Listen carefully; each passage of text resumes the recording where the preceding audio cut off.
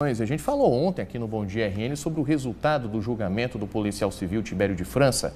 Ele confessou ter matado a tiros outro policial civil em Natal, em fevereiro do ano passado. Tibério confessou o crime, mas foi absolvido por júri popular. E aí a gente está querendo entender como é que isso é possível, como a lei permite essa situação. Eu converso aqui com o presidente da Comissão dos Advogados Criminalistas da OAB no Rio Grande do Norte, o doutor Gabriel Bulhões. Muito bom dia para o senhor, bem-vindo aqui ao Bom Dia RN. E aí eu confesso que me surpreendeu a decisão, imagino que surpreendeu e chocou até muita gente, mas é completamente possível e está previsto em lei, doutor, é isso mesmo? Sim, o primeiro que a gente tem que colocar aqui hoje, Murilo, é que o procedimento do júri, o tribunal do júri, que julga os crimes dolosos contra a vida, então principalmente o homicídio, né? Isso aí é previsto desde a Constituição, está lá na Constituição de 88, que o tribunal do júri, formado por pessoas do povo, tem a soberania nos julgamentos desse tipo de crime. Então, por ser um crime o mais atávico, por ser um dos crimes mais antigos que se existe na humanidade, tem um tratamento diferenciado por parte da lei. E esse procedimento especial do júri, especialíssimo eu diria, até de certo ponto de vista antidemocrático, porque o jurado ele não se vincula a nenhum tipo de fundamento, ele não tem obrigação de arrazoar a sua decisão, ele simplesmente tem que julgar a partir da resposta de quesitos, marcando num papelzinho sim ou não. E a resposta dessas perguntas produz essa decisão.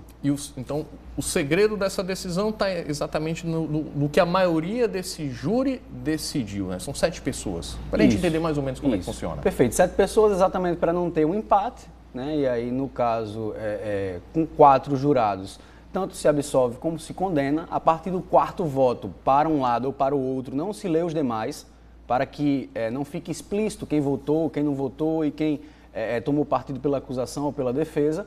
E a partir disso, nós temos uma teatralidade no tribunal do júri, que ele não é necessariamente um julgamento técnico. Então, para a advocacia criminal em si, é um ponto alto da atuação, porque exatamente há uma diferença. Você não tem ali o fundamento legal para convencer um juiz. Você tem que usar, muitas vezes, argumentos extralegais, né, de fora do direito, para convencer pessoas comuns que estão lá sem a obrigação de fundamentar a sua decisão. Dá para apelar, inclusive, para emoção, dá para dizer isso, e menos para técnica? Principalmente, né?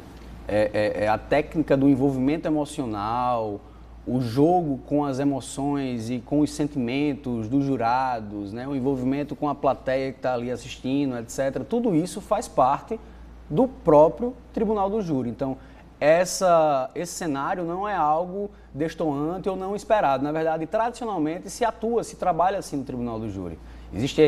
Existem aí muitas críticas a respeito, né, de se no século XXI, em 2017, a gente ainda tem espaço dentro do ambiente democrático para se condenar ou absolver qualquer pessoa pelos crimes mais graves, que nós temos crimes contra a vida, não é? Sem nenhum tipo de fundamentação, simplesmente com uma resposta sim ou não a determinados quesitos que podem inclusive ser contrária aos autos, à prova dos autos. Então, essa é uma possibilidade recursal. O recurso de apelação, que já foi inclusive ingressado o Ministério Público pelo Ministério Público na mesma madrugada, isso.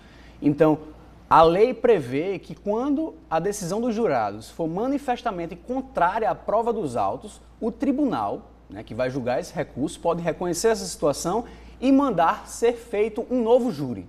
Contudo, se nesse novo júri for obtido o mesmo resultado, impreterivelmente, irrevogavelmente se manterá. Não terá uma nova chance. E aí nós temos a soberania, o princípio da soberania dos vereditos. Agora, uma coisa que a gente queria entender também, doutor, porque nós temos a imagem do juiz, na imensa maioria dos casos, como soberano, detentor daquela visão última da última decisão. Não é o caso do júri popular. Né? No caso, no fim das contas, o juiz, nesse aspecto, tem menos poder do que o júri.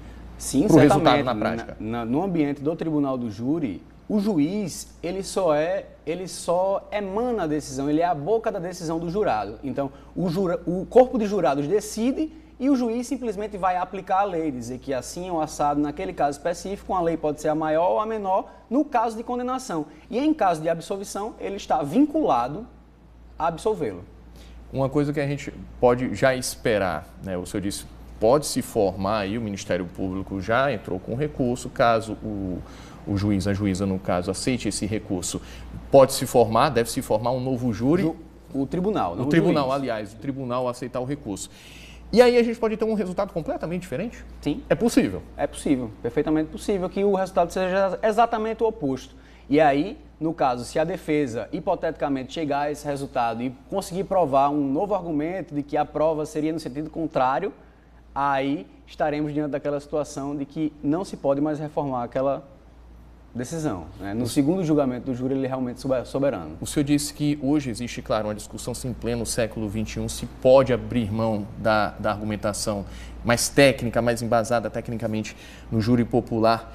Essa discussão, ela é prática? Existe hoje um projeto ou coisa semelhante para mudar? Existem discussões acadêmicas, né? Existem muitas pessoas estudando, debatendo, e não existe um consenso acerca disso. Existem muitos apaixonados pelo júri, né? Profissionalmente, eu particularmente adoro fazer júri, eu acho que é uma experiência muito, muito interessante para o advogado criminalista.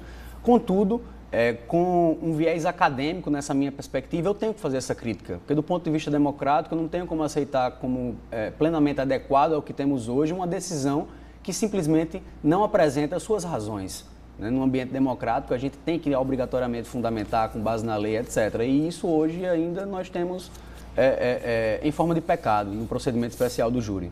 É isso, doutor. Muito obrigado pelas explicações aqui, pelos esclarecimentos. A gente começa a entender um pouco mais como é que funcionou aí, por que aconteceu essa decisão. Estamos acompanhando os próximos passos, inclusive, se o Tribunal do Júri vai aceitar ou não o recurso, né? Muito obrigado, bom dia para o senhor. Bom dia para todos.